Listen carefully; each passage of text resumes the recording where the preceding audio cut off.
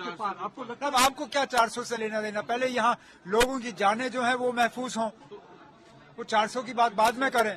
पहले ये बताएं ना आप कि जम्मू कश्मीर में हालात इस तरह खराब क्यों हैं? जम्मू कश्मीर में जो अमन की बात हुई, जम्मू कश्मीर में जो शांति की बात चली, जम्मू कश्मीर में ये हर बार कहते हैं जनाब बस militancy is on its last legs, militancy is about to finish, we are just about to finish militancy, और फिर ऐसे हमले हो जाते हैं, फिर ये लोग खामोश हो जाते हैं। 400 की हम बात करेंगे, पहले मुल्क को ये समझाएं कि जनाब कि जम्मू कश्मीर के हालात अब ये हमें कसूरवार ठहरा नहीं सकते। हमें तो हुकूमत से बाहर गए हुए काफी साल हो गए, डायरेक्ट इनका दिल्ली से कंट्रोल है जम्मू कश्मीर के ऊपर, बजट भी वहीं से पास किया जाता है, एलजी साहब को भी वहीं से हिदायत मिलती है। अगर इन सब चीजों के बावजूद ये डबल इंजन सरकार का दावा करते हैं, तो अगर इसके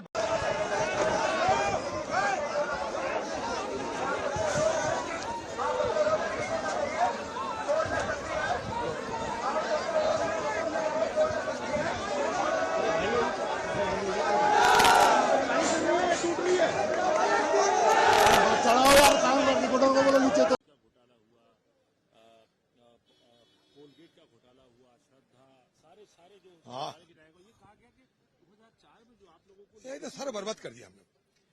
तो कल जब शुरू होगी चर्चा तो मैदान जंग में सारा कुछ फैसला होंगे, चिंता की क्या जरूरत है? कहाँ मेहुल चौकसी घूम रहे हैं, कहाँ नीरव मोदी नीरव होकर बैठे हुए हैं, शराब क्यों नहीं होते हैं, ये भी तो पूछा जाएगा।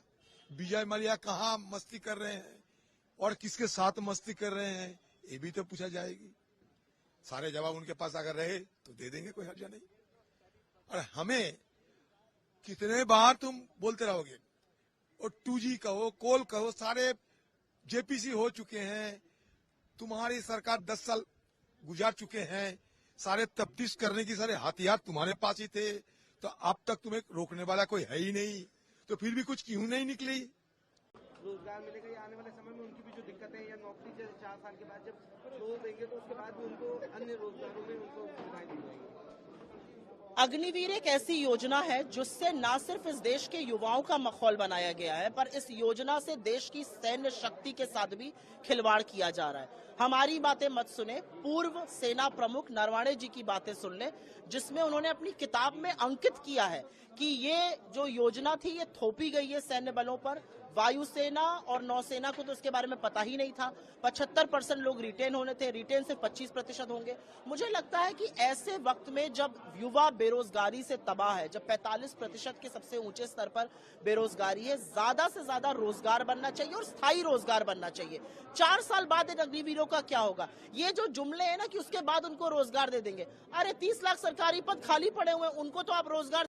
गठबंधन तय भी हुआ था, लेकिन उसके बावजूद ऐसी खबरें सामने आ रही हैं। ओम प्रकाश राजभर कह रहे हैं कि 12 तारीख को राष्ट्रीय लोकदल एनडीए में शामिल हो जाएगा। किसी को अगर झूठ बोलना है तो उसको भाजपा से सीखना चाहिए। भाजपा झूठ बोलने की एक्सपर्ट माहिर है, इस पर पीएचडी की है। कैसे किसी को बदनाम किया जाता है, किसी की छवि गाड़ी जाती थी, और कैसे किसी के चरित्र को संदिग्ध बनाया जाता है, इस तिकड़म में भाजपा बहुत आगे है।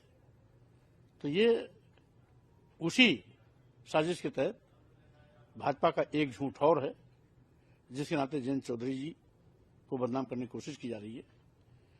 जयंत चौधरी जी और समाजवादी पार्टी के राष्ट्रीय अध्यक्ष अखिलेश यादव जी की समय समय वार्ता भी होती रहती है, सीट के बंटवारे पर भी बात हुई है। इसलिए